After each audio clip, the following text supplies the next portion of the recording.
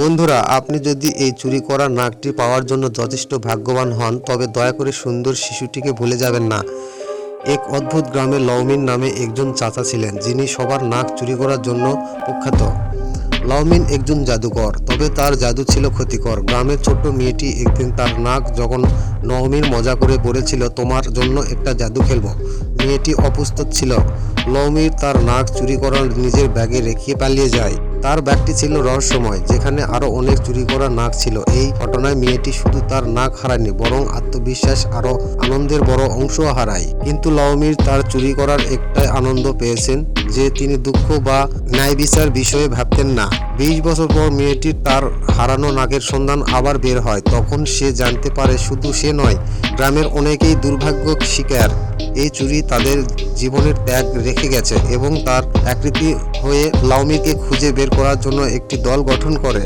এদিকে লাউমির দীর্ঘদিন তার চুরি করা নাকের রাজত্ব মগ্ন ছিল।